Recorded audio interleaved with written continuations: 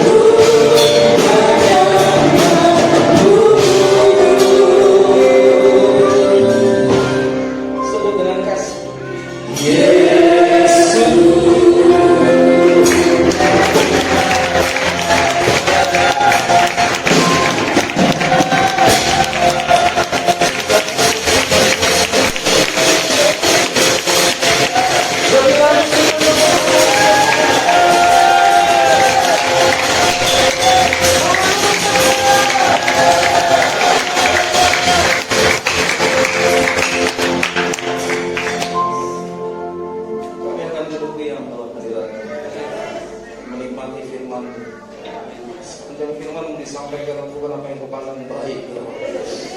Kami siap malam ini. Dan percaya sama-sama kita katakan amin. Silakan.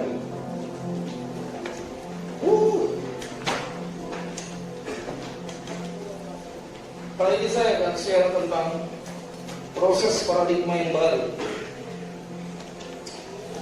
Nah, mari kita sama-sama mengingat dengan baik. Jangan sampai lupakan ini bahwa pesan cinta atau kasih Tuhan buat kita di tahun ini adalah tahun 2022 adalah tahun paradigma yang baru. Amin.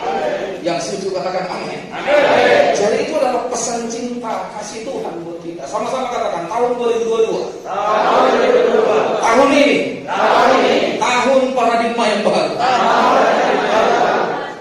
Amin. Amin. Saya sering mengatakan untuk kita masuk, alami, dan nikmati paradigma yang baru. Nah, kuncinya adalah taat. Ini adalah taat. Ini ayat emasnya. Jadi kalau seluruh umat Tuhan di tempat ini yang belum tahu, baca, renungkan, bila perlu hafal. Baca, renungkan, hafal. Yang ngerti boleh katakan amin. Nah, ini kuncinya, taat. Kasih tahu kanan kirinya taat. Nah, kita akan belajar tentang proses paradigma yang baru. Roma pasal 8 ayat 28 sampai dengan 30 berkata, kalau saudara perhatikan ke depan, ayat 28 berkata begini, kita tahu sekarang bahwa Allah turut bekerja dalam segala sesuatu. Dengar, katakan dalam hatimu begini, gak ada waktu untuk baper. Katakan amin. Amin. Gak ada waktu untuk lemah. Gak ada sesuatu untuk tersinggung. Kasih tahu kanan kiri, setuju. Amin. Ya, orang Kristen yang benar tuh nggak ada waktu untuk begitu, buang waktu itu. Ya. Kita tahu sekarang bahwa Allah turut bekerja dalam segala sesuatu untuk mendatangkan kebaikan bagi mereka yang di mereka ini ada nama Rawi Okten Selatan. Bagaimana dengan saudara? Ada nama saudara? Yaitu yang terpanggil sesuai dengan rencana Allah. Ya, jadi apapun yang kita alami, Allah turut bekerja. Amin. Gak perlu baper. Yes. Kasih tahu kanan kirinya, gak perlu baper. Ya, yang saya maksud ini baper yang gaya kekinian, bawa apa itu, bawa perasaan. Tapi baper rohani boleh, bawa perubahan. Kasih tahu kanan kirinya, bapernya bawa perubahan. Katakan ayat 29 ya, pelan-pelan aja. Sebab semua orang yang dipilihnya dari semula, mereka juga ditentukannya dari semula. Wow. Ada berapa banyak? Amin. Sudah percaya itu? Mereka juga ditentukan dari semula untuk menjadi serupa dengan gambaran anaknya, gambaran Yesus, supaya ia, Yesus anaknya itu, menjadi yang sulung di antara banyak saudara. Dan mereka yang ditentukan dari semula, mereka juga dipanggil. Jadi kita yang sudah dipilih Tuhan sebelum kita lahir, sebelum kamu tahu kamu dari suku mana, sebelum kamu tahu kamu ada di kota mana, kita sudah ditentukan oleh Tuhan. Amin. Nah, karena kita sudah dipilihnya, kita ditentukannya, maka kita dipanggil Tuhan. Nah, waktu kita dipanggil Tuhan kan punya latar belakang yang berbeda. Paulus mantan pembunuh yang ngejar orang Kristen pada zaman itu dipanggil. Punya latar belakang, saya punya latar belakang. Dari orang medis dipecat kasus narkoba. Jadi ketemu Tuhan. Nah, saudara juga demikian. Jadi karena kita sudah dipilih Tuhan, ditetapkan Tuhan, kasih tahu kanan kirinya, Tuhan itu nggak pernah ngeprank. Amin. Kalau dia sudah katakan aku pilih kamu, dia akan pilih kamu. Dengan cara itu dia akan Presiden Jokowi, men. Bukan yang mau dimuliakan Yesus Kristus. Yes. Yang setuju mengatakan amin. Ya. Sekarang kita belajar. Jadi tentang paradigma yang baru, kita harus tahu bahwa paradigma yang baru itu adalah inisiatif Tuhan itu sendiri buat kita. Ingat tadi Roma pasal 8 ayat 29, kita ditentukan dari semula untuk serupa, segambar dengan Tuhan. Makanya kalau orang Kristen tahun lepas tahun masih suka bohong, masih suka tipu sani, bukan tipu si sani, ya, tipu sana sini maksudnya. Makanya dikatakan paradigma yang baru itu adalah inisiatif Tuhan punya mau. Amin. Orang sana bilang Tuhan pun mau nah. Iya. Orang gereja paradigma baru itu pun Tuhan pun mau nah.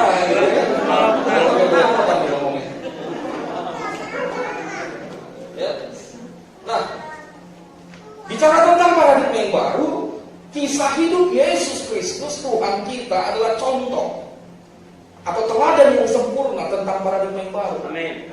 Coba lihat, dia Allah yang turun dari surga menempuh perjalanan jauh. Kenapa saya bilang jauh? Emang kalian gak pernah naik surga jalan kaki? Naik pesawat pulang kali. Ke bulan aja berapa lama? Ya loh. Apalagi surga ya. Haleluya. Jauh.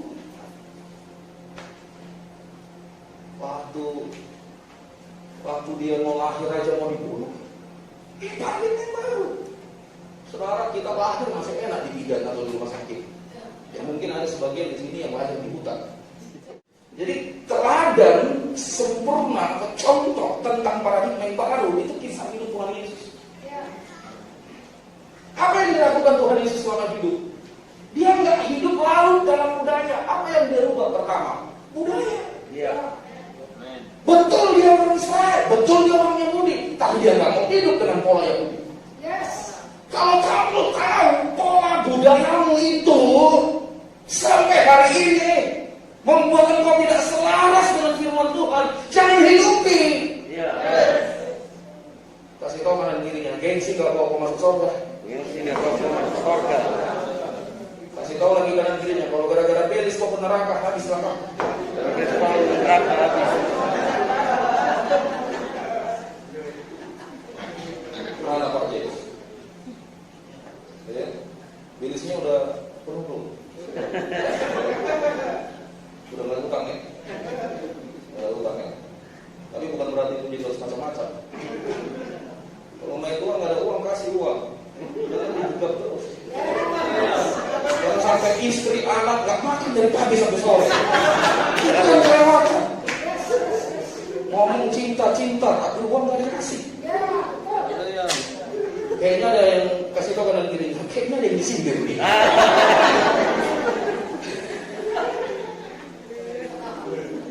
Kan? Ingat Yesus dong. Masa gara-gara belis kita masuk neraka? Ngeri kali itu Pak. Saya jadi kayak kampung saya. Nah, kunci supaya masuk mengalami dan menikmati paradigma yang baru adalah cuma satu kata, taat. Kasih tahu kanan kirinya, taat. Coba kau balik dulu kata taat. Jadi apa? Taat. Lu mentok. Pokoknya mau hidup yang berhasil, taat. Mau kesini, taat. Balik lagi sih, taat juga. Nah, gitu kan? Nggak bisa kemana-mana. Artinya apa? Nggak ada. Mau kekuatan apapun, mau apapun yang ada di dunia ini, kunci berhasil cuma satu, taat sama Tuhan. Udah selesai. Amin. Kasih tahu kanan kiri, taat kau.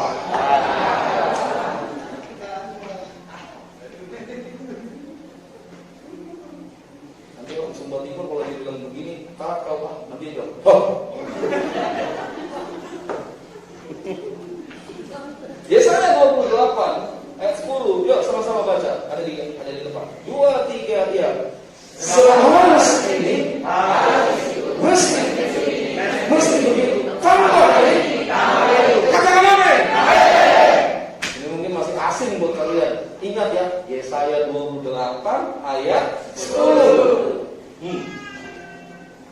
Sebab harus ini, harus itu, mesti begini, mesti begitu, tambah ini, tambah itu. Kasih tahu kanan kiri, makan itu firman.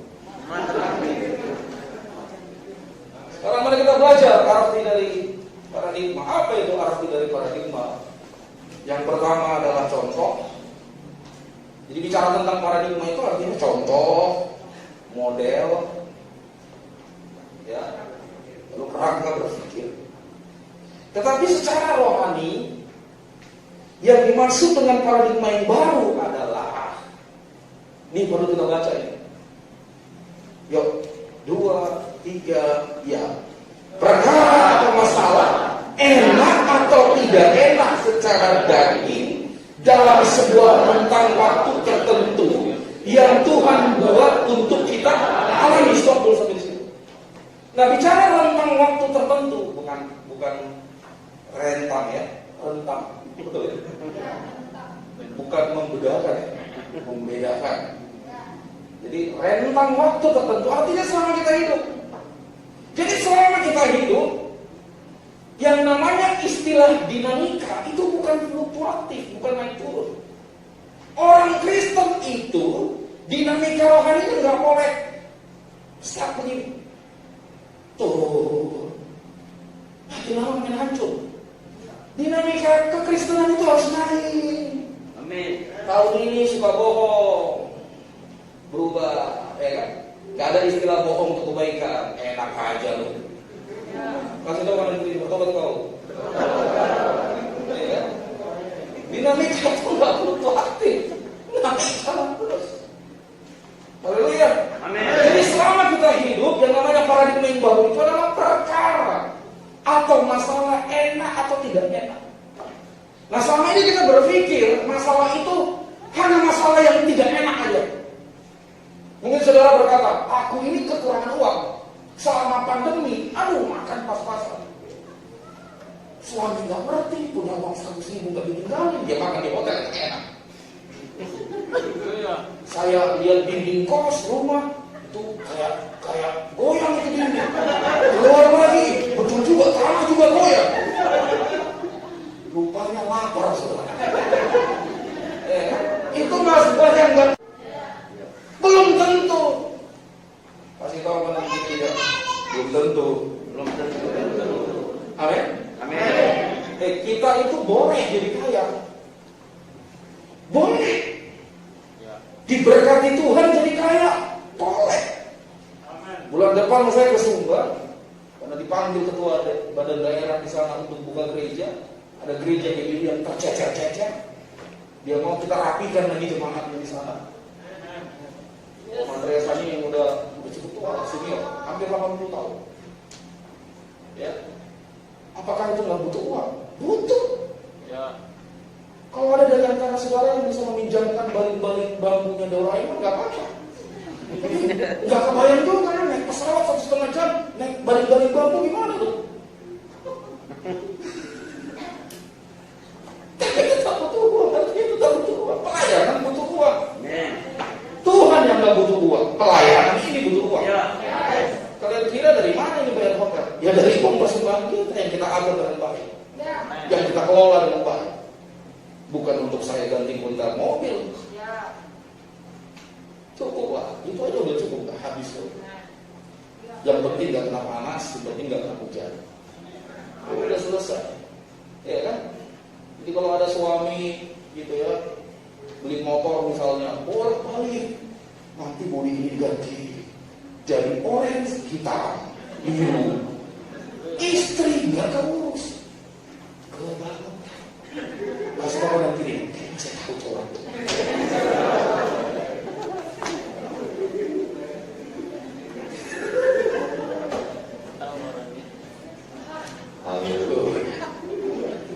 Ya kan? Jangan kira. Baca Mazmur 73 deh nanti. Ya. Jadi kaya itu juga ribet. Harus apa? Mempertanggungjawabkan di hadapan Tuhan itu uang.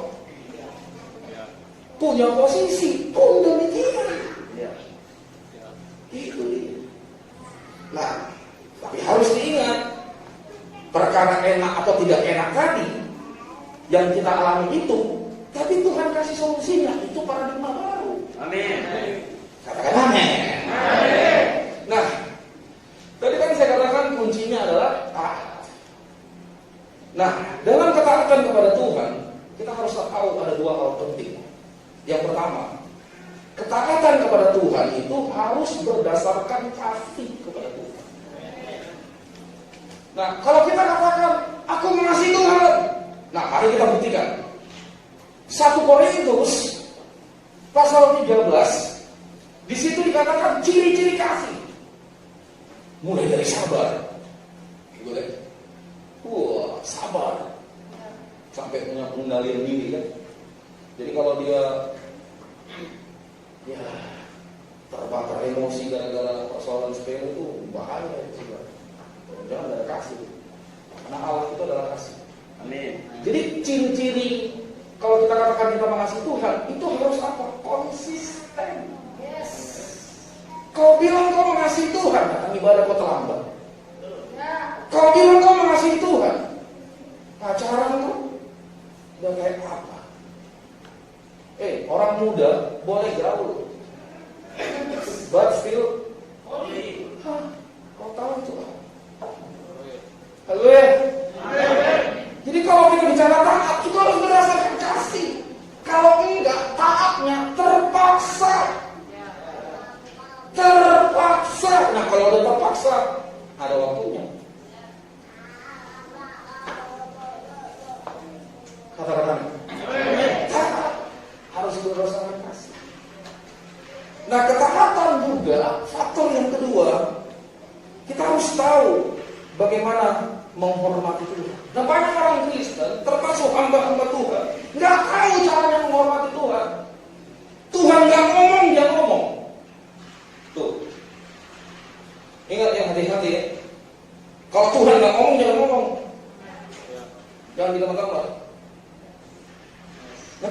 Lalu bagaimana menghormati Tuhan? Nah, menghormati Tuhan itu membuat ribet dagingmu. Gak enak pasti dagingmu. Haleluya. Amin. Hormati Tuhan.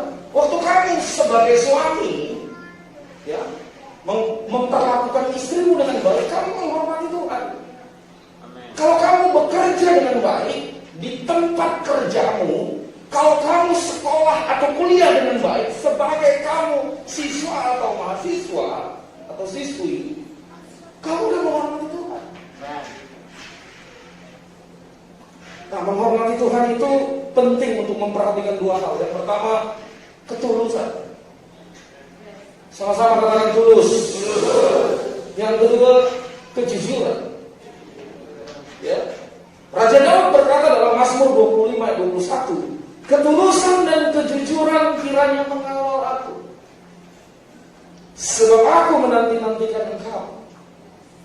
Jadi dalam hidup kita itu harus ada ini. Kalau kita katakan aku hormat sama Tuhan, ada dua hal faktor penting yang kamu harus tahu. Kalau kamu katakan kamu hormat sama Tuhan, yang pertama ketulusan, yang kedua kejujuran.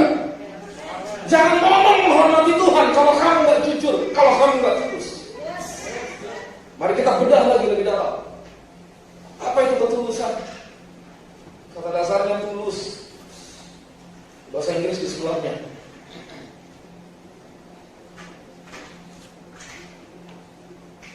Ketulusan itu bebas dari ketidakjujuran, bebas dari kemunafikan, atau sifat bermuka dua. Sifat bermuka dua tahu nggak? Di sini baik, sini baik. Ketika yang di sini benci itu, dia baik-baikin dulu. Iya, itu begitu. Yang ini lagi konflik dengan, iya, itu begitu. Muka dua.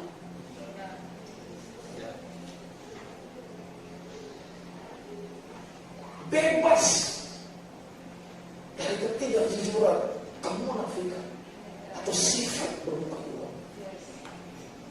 Ketulusan itu kebersihan hati dalam niat untuk menyampaikan dengan kesungguhan. Akan kelihatan kok, terasa kok orang yang tulus itu gimana. Ada orang yang kelihatannya nice, tapi nggak tulus. Kasih tahu kamu dirinya, bertobat. Dalam kehidupan sehari-hari, realitas sehari-hari semakin sulit memang menemukan orang yang ciri-cirinya sesuai yang di atas itu. Soal urusan sulit, langka. Semakin banyak orang